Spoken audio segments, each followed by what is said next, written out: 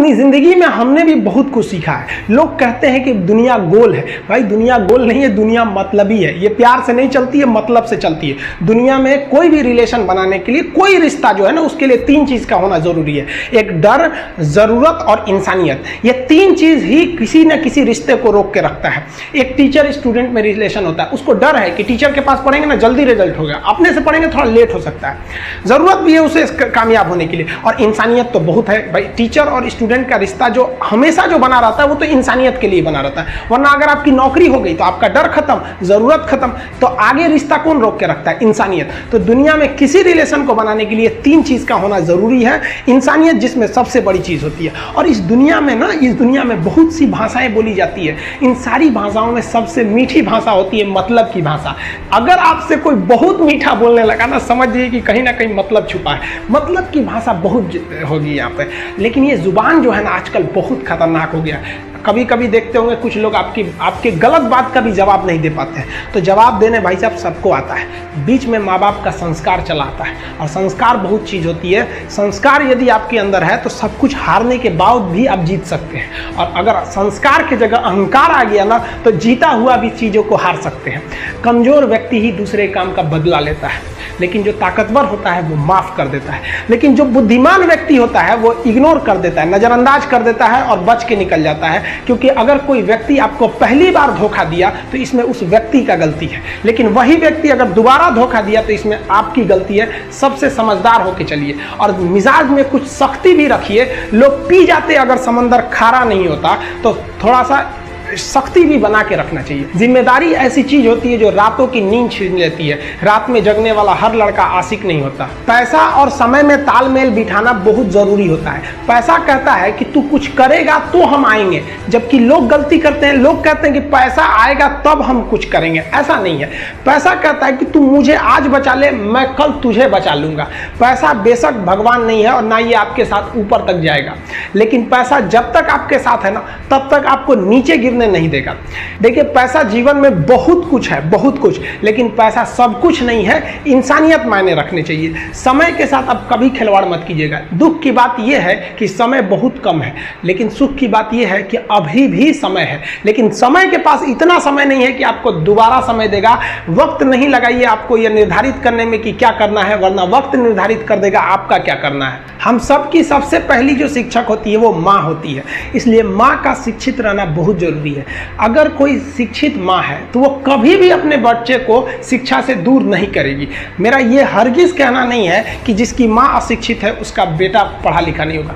मेरी माँ आज भी अनपढ़ है, आज भी उससे एक रोटी मांगते हैं ना तो वो 2 रोटी दे देती है। दुनिया की सबसे अच्छा अलार्म जो होता है वो माँ होती है। आप कहिएगा सुबह 7 बजे उठाने के लिए, वो आपको 6 बजे ही उठा देगी और कहेगी बेटा 8 बज गया आपको। इस दुनिया में आपको सबसे बेहतरीन ढंग से जानती है कोई तो आपकी माँ। वो और दुनिया से आपको 9 महीने पहले से जान रही होती है। कहा जाता है कि मेरे नसीब में एक भी गम न होता अगर मेरी तकदीर लिखने का हक मेरी माँ को मिला होता है। माँ बचपन से पाल के बड़ी होती है। आइए यही ना है छोटका, बड़ा होके क्या बोलेगा? My wife my life. गजब बबुआ गजब। इतना उम्र पे छोड़ दी रहती माई ना तो कुत्ता नोच के खा गया रहता। बड़ा होके कहेगा माई वाइफ माई लाइफ।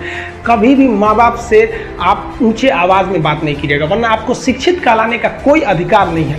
और बाप जो होता है ना, वो बड़ा खुददार इंसान होता है, कभी बोल नहीं पाता है। माँ तो बोल भी देती है ना, बाप बोल नहीं पाता है। जेब खाली रहने के बावजूद मैंने बाप को कभी ना कहते नहीं देखा। इस दुनिया में बाप से रईस इंसान मैंने नहीं देखा।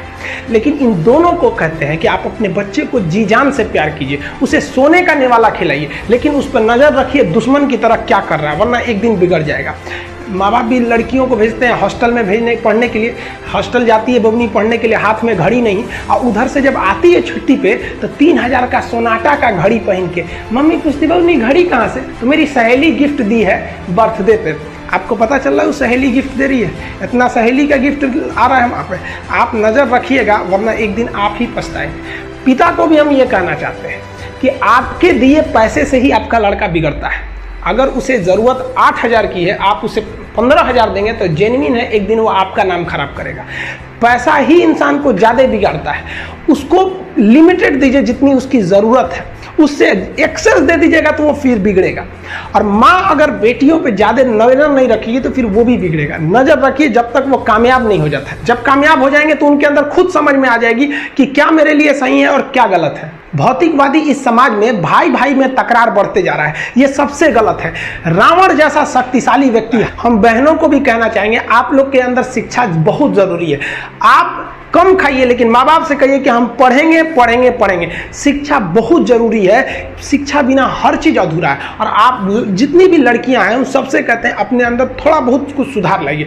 अपने आप को कभी दूसरे से कंपैरिजन मत कीजिए कि उसके पास क्या है हमारे पास क्या है। और एक चीज लड़कियों में जो सबसे खराब चीज होता है, आप कोई लड़की गुस्सा है या नहीं है ये चेक करना है तो आप उससे बस एक गिलास पानी मांग लीजिए। उसके पानी देने के स्टाइल से पता चल जाएगा कि गुस्सा है कि नहीं। पानी रख के यहाँ पे भाई क्या मतलब बनता है। आप गुस्सा है ठीक है, सब में होते हैं, जहाँ ज़्यादा रिश्ते रहते हैं वहीं इंसान गुस्सा होता है। लेकिन इसका मतलब ये क्या कि 2 दिन आपको मनोबल लगेगा।